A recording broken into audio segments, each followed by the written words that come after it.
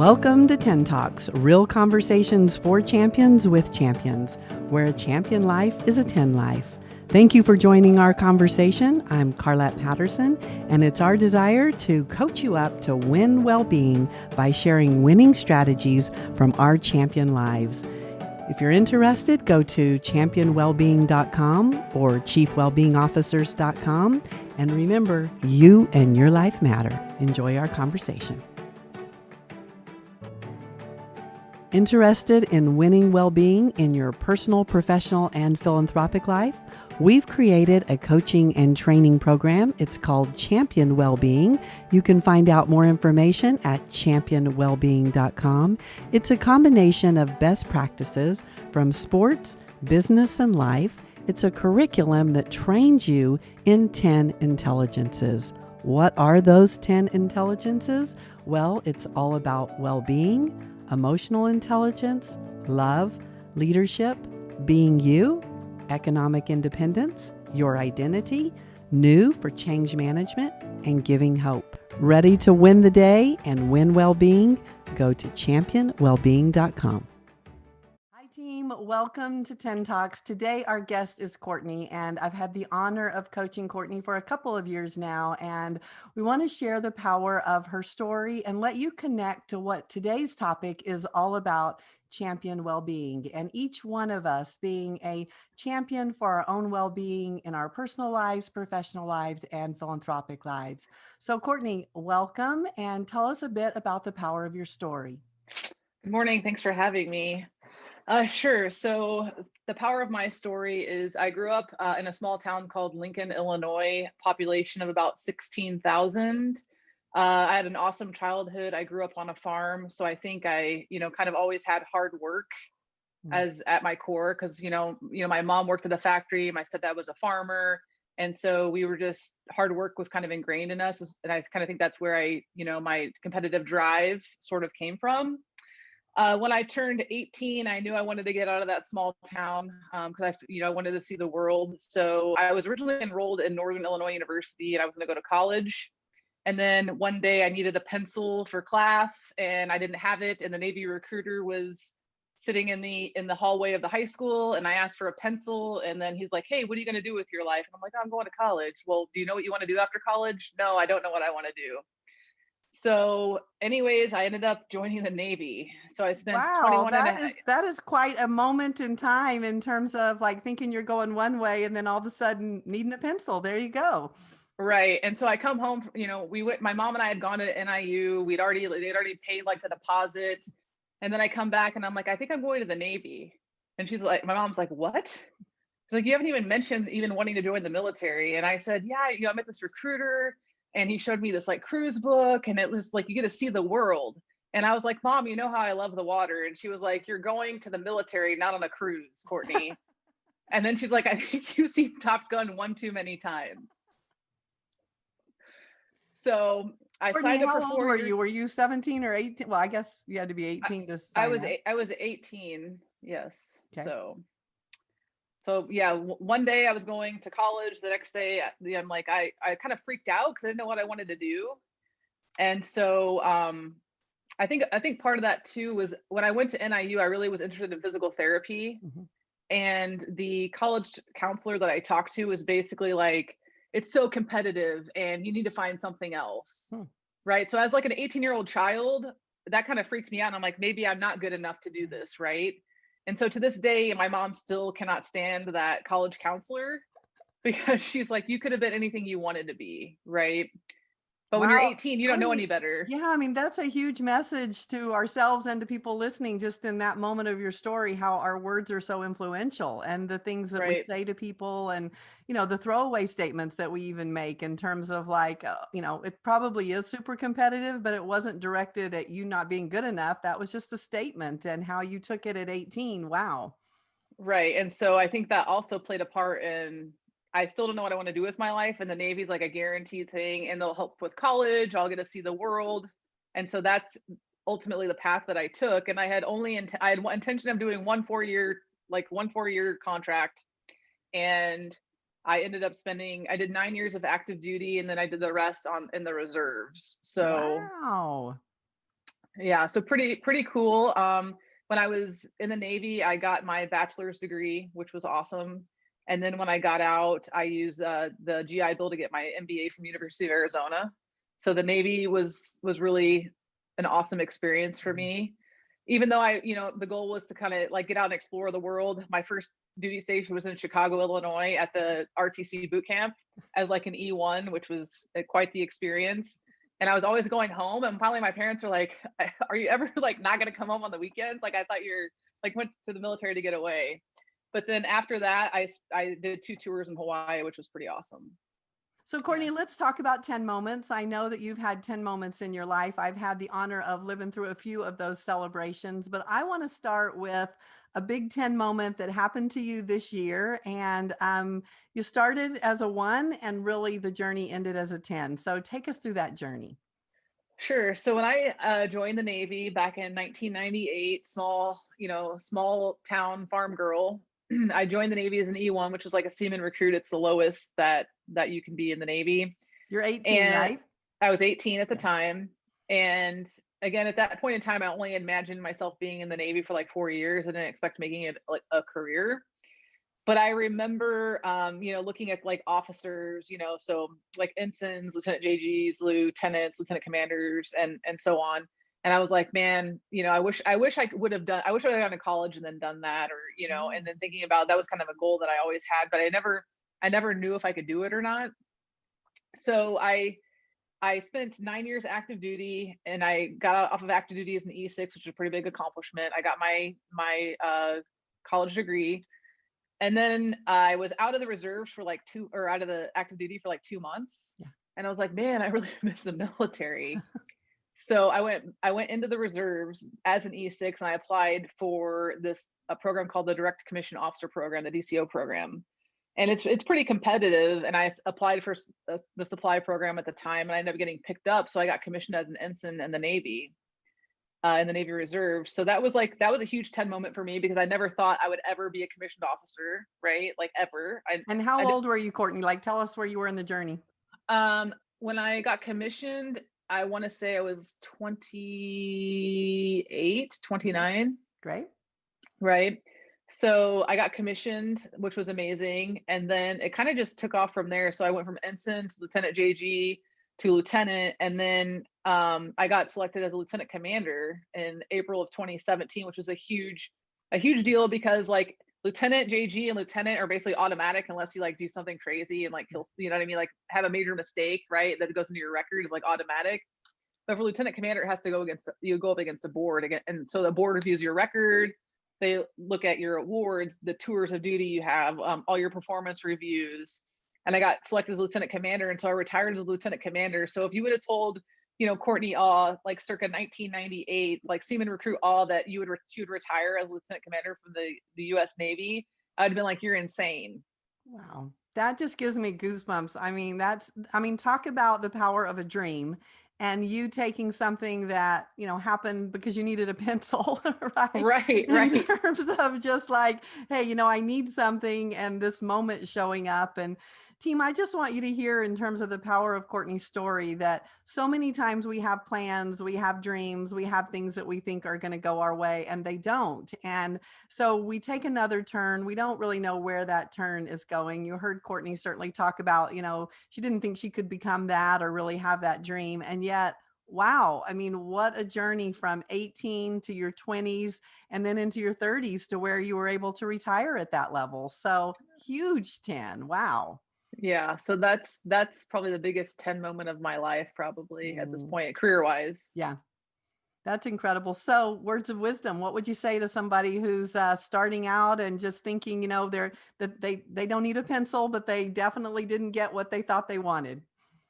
I think just adapting, right? And continuing to push towards your dreams and work hard. I really think that working hard is, I don't know, I'm a workhorse, and that seems to, I'm not the smartest person in the room, but I'm a workhorse, and that I think you can accomplish anything as long as you just put your mind to it and you work hard towards your goals.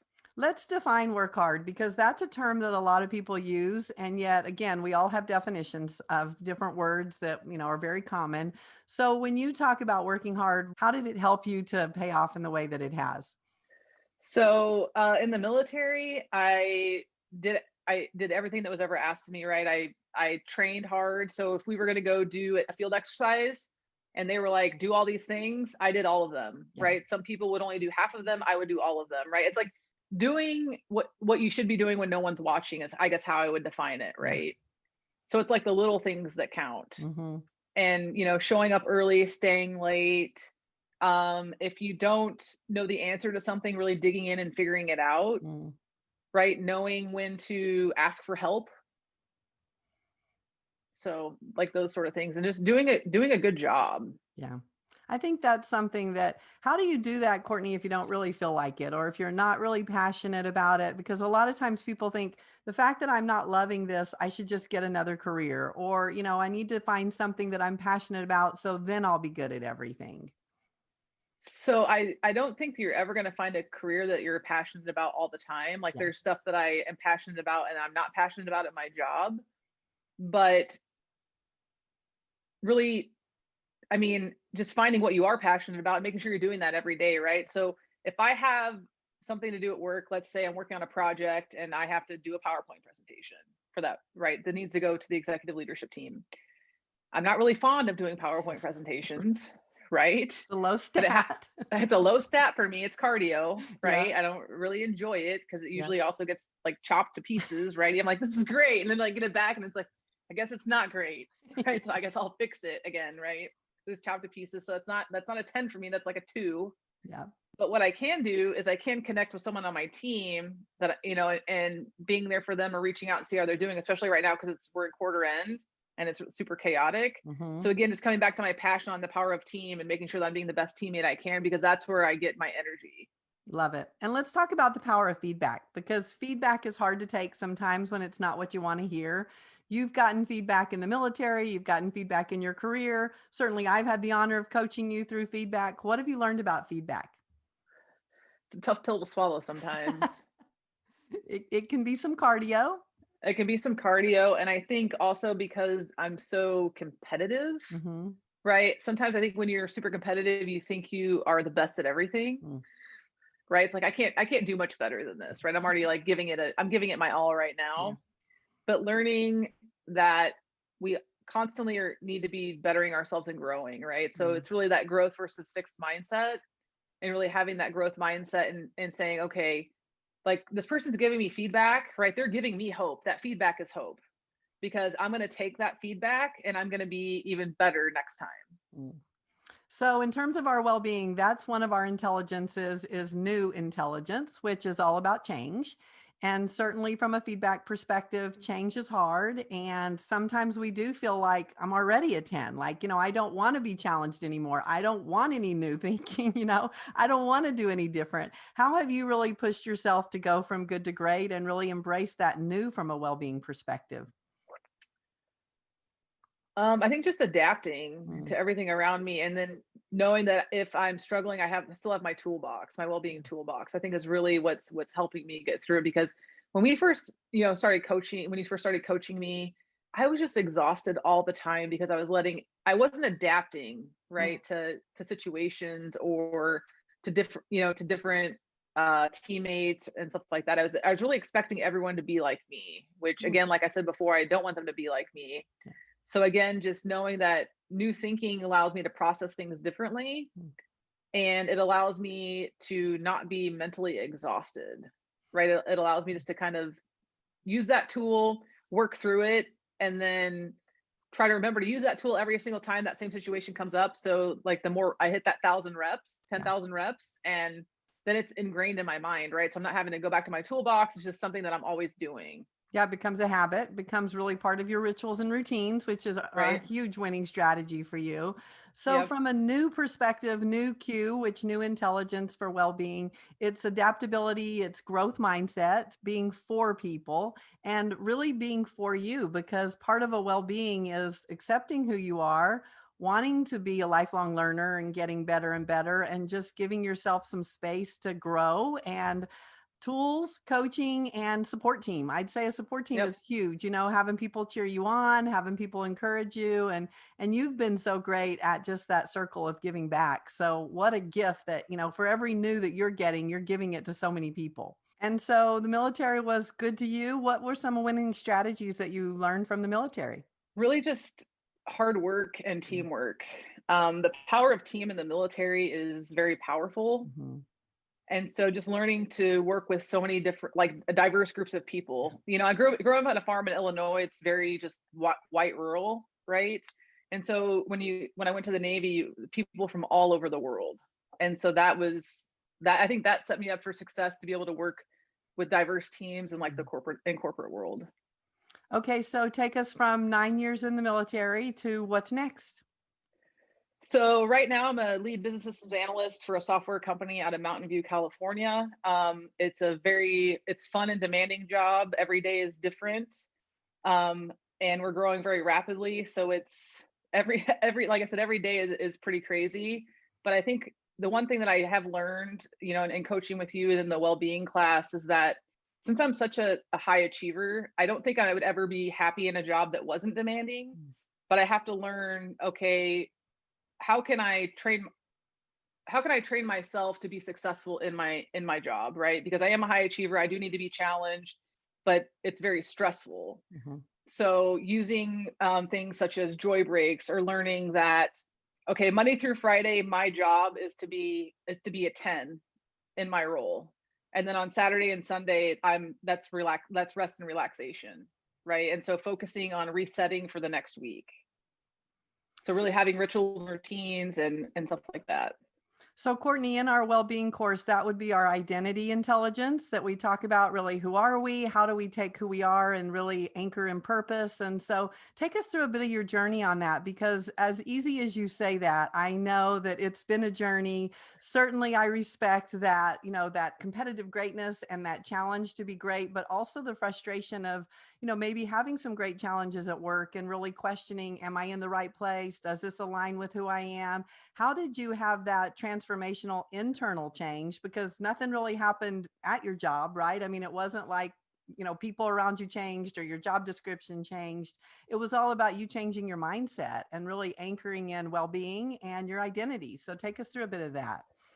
Right. So I think the one reason I've struggled in multiple jobs, not just the one I'm in right now, but every job that I've pretty much had, even in the military, is I didn't really know. I've always worked for a company where I believe in the company's purpose, but what is my purpose at this company, right? Because again, working in the internal IT side, a lot of times the initiatives that we're working on don't necessarily align with the company goals. They support it in some way, but I don't have a direct impact on sales, right? Mm-hmm.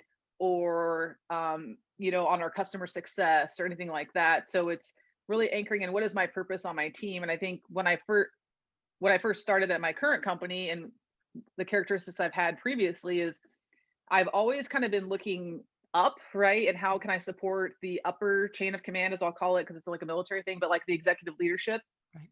But really where I find the most joy is in supporting my teammates. And so now that I'm more focused on how can I be the best teammate possible, I find a lot more happiness in my work, right? So if someone's having a rough day, like helping them out, letting them vent on whatever problems having them. I've even started giving some of the people on my team, tips and tricks I've learned from coaching and well-being, and just kind of sharing that knowledge, because I think being in a demanding job, luckily I've always worked for my company is distributed by nature. So people have always been remote, but even though we've always been remote, like COVID is still very stressful. We have lots of people on our team that have children that are being homeschooled now on top of like a demanding job. So just really being for people and being there for them is really, I think, where I found my happiness, right? And we've had discussions about, is this the right place for me? Do I want to be in IT? Is it, but no matter what, even if I did switch, careers, I'm still taking myself with me. And until I learn how to be my best self at work, it doesn't matter what career I choose. Yeah, Courtney, that is beautifully said. I mean, that is what we hope every person really gets, is that we take ourselves with us wherever we go, whatever we're doing. So, if we're struggling internally, that's a battle that we get to fight for ourselves and really be for each other. And I really love the fact that you have found purpose inside your identity and you can take that with you wherever you go, personally, professionally, philanthropically. I know another intelligence that we talk about in well-being is give hope, a give hope intelligence. And we really talk about that from a philanthropic perspective. And you've been really intentional about giving hope in a way that was doing something or going somewhere. You had a vision of philanthropy. And through our well-being work and just through our coaching, you have some new thinking around it. So what have you learned about really the power of giving hope?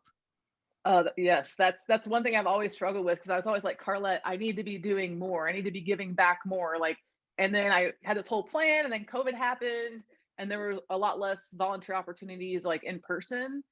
And so what I realized is you don't really have to go anywhere or do anything. You can, yesterday one of my good friends at work was having a really rough day, and I just spent 30 minutes talking to her, letting her vent, giving her some tips and tricks on stuff we've learned from our well-being class. And that's just positivity like radiating on me like the whole time, right? And I didn't even have to leave my house. I didn't have to leave my office, right? Yeah. I just had a conversation and it went really well, and she felt way better afterwards. And that's pretty powerful.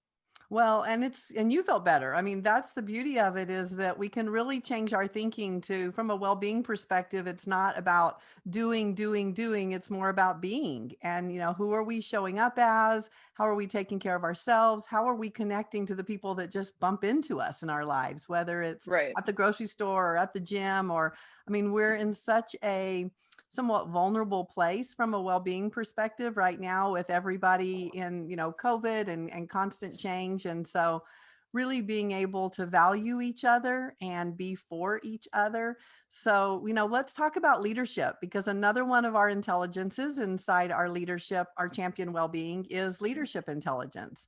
And what have you learned about starting with leading you, and then being able to lead others through giving hope, and then just professionally learning how to be a better leader? So in leading myself, I've definitely learned that I am the type of person that must have rituals and routines. So I know that if I don't get up at 4:10 to be at the 5 a.m. CrossFit class with my tribe, like my friends Shelby, Lindsay, and others, that my day is not set up for success. Right. So even though I might be tired, I have to hit that 5 a.m. class, because it just sets me up to be my best self. So that's the one thing I learned about leading myself, is rituals and routines. So whatever I have to do to be my best self, so working out, eating healthy, being a good partner, to Heidi, um, taking joy breaks and scheduling them in my calendar to make sure that when my calendar goes off, I go outside and I play with my dogs. Or sometimes I just go out and I'll just lay in my lounge chair by my pool and just let the sun like radiate on me for 10 minutes just to rejuvenate. Little vitamin Because D, baby. Yeah. right. Exactly. Because because just being on Zoom all day for like 8 hours is so mentally exhausting, right? So just knowing how to reset. Mhm. And then, like I was saying, just my goal is being a 10 Monday through Friday at my job. And then on the weekends is that rest and relaxation. So if I want to go spend 3 hours at the gym on Saturday, like letting Heidi know, hey, I need 3 hours at the gym today. I'm going to go work out. And then when I come back, like we can go to lunch, we can do whatever, like the day is ours to do with it what we want. And I know that you and I kind of talked about this yesterday, but like if I just want to veg out and watch, and go on a Netflix binge for like Exactly. 4 hours, it's totally fine. Yeah. Because I was a 10, Monday through Friday for my job, did everything I needed to do to be my best self. And now I need to recover from that. And sometimes you do just need to like binge watch Netflix. Well, and everybody's rest and recovery is completely different. I mean, Right. that's one thing we've really studied. Again, going back to champion well-being, that's inside our being me intelligence, really understanding who am I, what do I need, because how you define rest and recovery, if it's about binging in front of Netflix, as long as you feel like you're resting and recovering, Hmm. then, check, you got it right. Versus if you get anxious because you're watching TV or any of that kind of stuff, we know that we don't have your rest and recovery right. It's like, you've got to be able to feel like you're meeting the desired outcome of whatever you're doing. And you've articulated your Monday through Friday beautifully in terms of being a 10 teammate. And now you've really understood how to make your weekends a 10 as well, in terms of really honoring who you are, who you and your partner want to be. I know that we've done some work inside really designing this 10 life for you, and also you being you. So what have you discovered about you that has really been a game changer? Definitely rituals and routines. I'm a creature of habit. And I think I've always kind of been that way, but even, spending that much time in the military, Right. everything's scheduled, right? And so I'm definitely a creature of habit. I like my rituals and routines. I really find joy in helping others, which is Mm. something that I never really thought about myself, but I like giving people hope. And if I have a little bit of knowledge that might help someone be better or make, do something better for themselves from a well-being perspective, like I want to share that. Yeah. So that's pretty much what I've learned about, about myself. And let's talk about your personal life in terms of you love competing. And I so do. you're able to be super competitive at work and really professionally go for being that champion. Tell us how you do that personally as well. Definitely CrossFit. CrossFit is where I am super competitive. The one thing that I have learned is I think we were in a well-being class and you're talking about swimmers and how they're only focused on their own lane because it's like seconds. And if you look to see where someone else is, you could lose your entire race. So I've definitely taken that little nugget into the gym with me because I was like so competitive with other people. And to be honest, I'm 40 and like my body is not what a 25-year-old's body is. And so CrossFit can be pretty hard on the old joints sometimes. So I get super frustrated, but now I'm just like, okay, last time this was your time. Okay, try to beat it this time. Yeah. And so just being more competitive with myself, with others around me. Well, that is a huge winning strategy to really, stop the focus on others and bring the focus back to yourself. And when you do want to focus on others, it's about giving hope rather than competing with, against people. It's competing for ourselves in such a big way. So you did mention that you're 40. Little victory dance for that. A great Yep. number, a great milestone. When you look back at your life from a well-being perspective, what words of wisdom do you have for, people that are not 40 yet and they're really on that same path? Maybe that 18-year-old, maybe that 20-year-old, 30-year-old, what have you got? So I think the first advice I'd have for someone who's like 18 is if you have a vision or a dream, like chase that, right? Don't let anyone ever tell you you can't do anything, Yeah. because who knows where I would be right now. Like, not that I'm in a bad place, Right. but if I would not have listened to that counselor and I would have gone for what I wanted right then, like where would I be today? Right. So really knowing what you want and going after it, because I really believe that you can do whatever you set your mind to. And if you really want it, you will achieve it. So that's the first thing. I guess the other thing I would say is I never thought that well-being was super important, right? I mean, growing where I grew up, people just work really hard and they don't really work. I mean, it's the Midwest, right? It's like Miller Lite on Friday nights, like fried foods, fried chicken, all that good stuff. And there's never really, I didn't grow up with a focus on like health, right? I always played sports, but my family, like my mom, didn't really work out. I mean, she had a pretty demanding job, but no one had a workout regiment or really watched what they ate. And so I kind of went through life like that. And then when I joined the military, I got in pretty good shape. But as I was transitioning out, I got pretty heavy. I got up to like 195 pounds. And so I just remember being completely miserable. And so I got sick and tired of being sick and tired. And then I got back to being healthy. Yeah.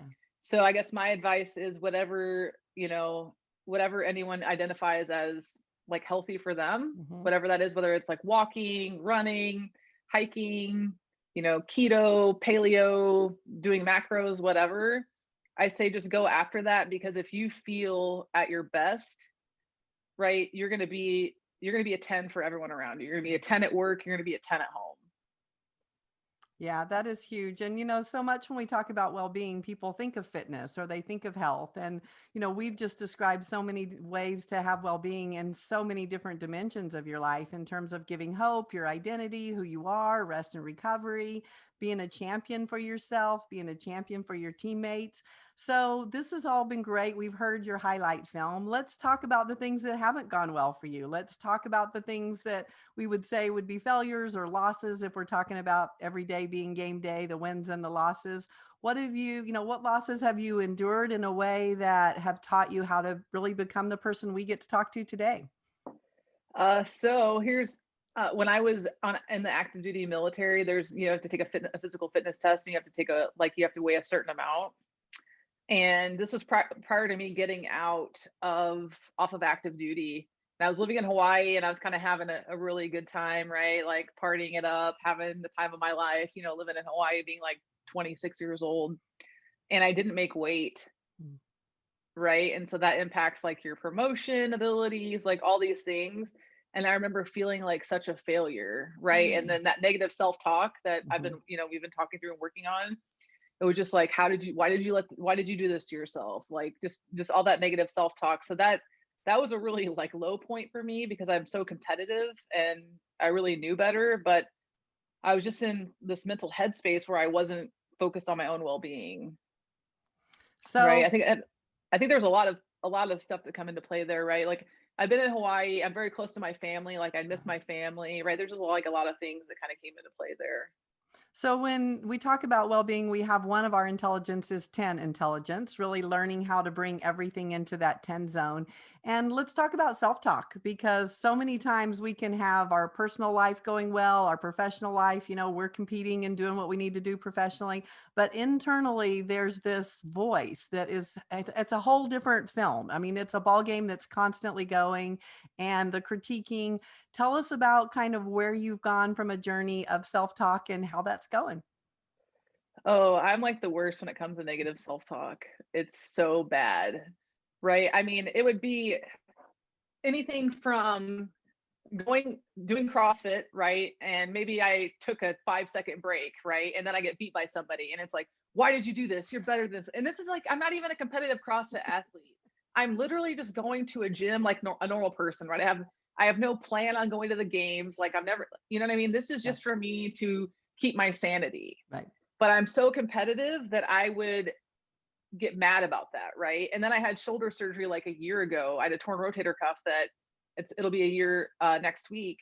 And so as soon as I got done with that, right, negative self-talk like, oh, you're never going to get back to where you were. You can't. Here's the other thing too is like you can't do what you used to do, so let's don't do anything at Yeah, all, just give up, right? right? Yeah, Just you give got up. Like nothing. you can't, right? You can't. I could still run, I could still walk, I could still squat, right? Like air squats and stuff. I couldn't put a barbell on my shoulder or anything for a while, but it's just like if I couldn't do what I thought I should be able to do, it was just automatically negative self-talk. And then at like work, I if I think I did if I say something that I think I shouldn't have, right? Just going into my head and making it a bigger deal than it needs to be, right? Or yeah, you react a certain way in a meeting and instead of being like, okay, I noted I acted like that. I don't That's not who I am. That's not who Right. I want to be.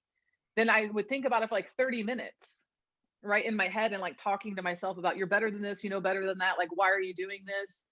And it just got, yeah, I was like always in my head about everything. And that's exhausting from an energy management perspective for well-being. I mean, that's your battery running 24/7 and it's going. And so even though you're showing up like you're a 10 and you've got all the right words and the right everything that are coming out of your mouth, internally, it's like just zapping you 24/7 from an energy management perspective. So Totally. winning strategies, what'd you come up with? So now when I start to have negative self-talk, I acknowledge I'm having negative Right. self-talk and I'm like, why are you doing this? Right? Talking myself through it. About I think it was like 2 weeks ago, I had a couple drinks, Mhm. right? And I don't really drink a lot, but then I felt guilty about it the next day. And I'm like, why did you like you got to go work out today? Like, why did you do that? You're not gonna have a good workout because of this. And finally I was like, okay, you don't really drink that much, Yeah. right? You were having a nice evening out. You deserve it, Mm. right? And then just talking yourself through that and trying to get to the root cause of why am I having this negative self-talk? Right. So anchoring in truth. I mean, that's another Right. huge winning strategy for well-being. We tell ourselves a lot of lies. I mean, it's so sad that we're amazing to other people and we're, love and grace and forgiveness and for people. And then boy, internally, we're just beating ourselves up all the time. So really love that factor of being for you and being able to say whenever your self-talk isn't so fabulous, just to time out and being like, time out, like, why did I do what I did?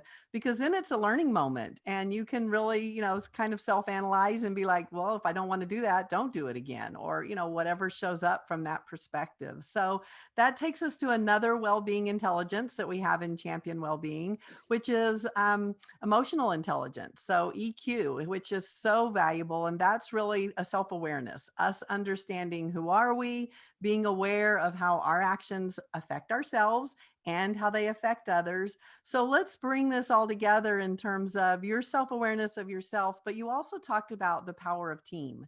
And in life, we're playing on teams all the time, whether it's friends, partners, work environments. So talk about EQ, emotional intelligence. What's that like for you as you've discovered really your well-being and your new self-awareness? So I think before I started getting coached by you and before I did well-being, I everyone irritated me that was not a 10, right? And I didn't spend time trying to connect with why they are the way they are, right? And at the end of the day is, thank God not everyone's like me, right? Right? Everyone's different. Right. Not everyone wants to be a 10, right? And people are going to show up as themselves. So the big thing is identifying who that person is and how they're going to show up, and don't expect anything differently, right? Don't expect them to show up a 10 when they're a 5 every day, right? According to Because your definition. according to my definition of Yeah. a 5, right? They might be a 10 in their That's world. right. In my world, they're a Yeah. 5, Everybody right? deserves their own journey and their own stat system and their own definitions. Yeah. Right. So to me, if the person shows up as a 5 and I'm expecting them to show up a 10, but they showed up in my definition of a 5 for like the last 5 months, me expecting them to show up differently is going to let me down, right? Right. And then connecting with the fact that I don't know their story, right? Another thing I think, just really putting yourself in that person's shoes Mm, and understanding and getting to know people, yeah. right? I spend a lot of time on Zoom, but like the first thing when I start a meeting, it's always, hey, how's it going today, right? My one friend from work, how's your son doing? Because I know that Right. he's back in school, right? And just getting to know people and understanding where they're coming from, because usually once if they're comfortable with you, if they're having a bad day, they're going to be like, Mm, hey, like can we talk, right? And then it's right. coming back, circling back to what I'm passionate about, which is helping others, right? So we can be the best team that we can be. So at the end of the day, if we're the best team, then we can produce results for the company, right? So overall, it's going to help the bottom line, and it's going to help us achieve the big goals that we have at work. So when you talk about EQ, emotional intelligence, and it's about relationships, it's not about getting into people's personal lives. A lot of times people believe that, oh, I've got to really connect. It's going to take hours. We've got to do this. I really respect you being able to say, you know what, I'm just care about people. I'm compassionate and really connecting with them.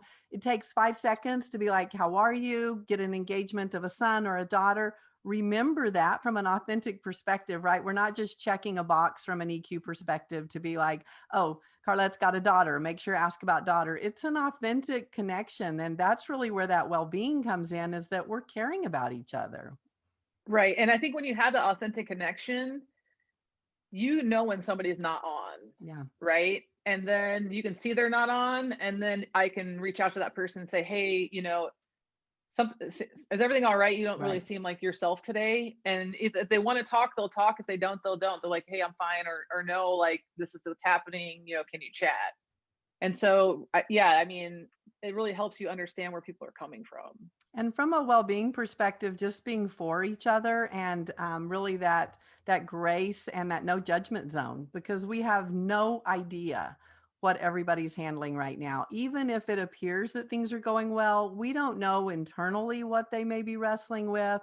We don't know what they're managing at home. We don't know what they're managing maybe with their parents. I know you are, your family is near and dear to you, and you haven't been Yep. able to see your family. And, that's a choice that you're making from a health conscious perspective. And so it doesn't have to drag you down. It doesn't have to become negative. It's something that you're managing. But again, it's one more thing that we're managing from a well-being perspective. So it's, there's a lot happening right now. And really well-being is it's a word that kind of covers everything. We have our own definition for it in terms of every person defining well-being in their own way, whatever they need to really be a champion for their own well-being. So Courtney, thank you. Thank you for today's conversation. And thank you for just being a champion in your life and for others as you give hope. And anything you'd like to share with the team? No, I just thank you for coaching me and for including me in the first well-being class. It was awesome. I learned a lot. And so I think just through the coaching, I've learned to really manage. I have this toolbox now that I can go to if I have a problem, like, okay, let me open my book. Oh, I have a tool for that. Yeah. And leveraging that tool because I feel really good. Right. I Well, feel and I love mentally you and being physically able, good. yeah, I love you being able to take those tools and hand them to other people to give hope. I mean, what a great investment in yourself. And now you can really be, a game changer for the world as well. Right. So it's pretty awesome. Well, thank you. Thank you for being a 10 guest today. And thank you for being a champion for your well-being. Thank you. Thank you for listening. We'd like to get you coached up, so head over to iTunes and Spotify and hit subscribe. And remember, a champion life is a 10 life. You and your life matter. Create a life that you love, give hope to others, and be and choose nothing but 10s.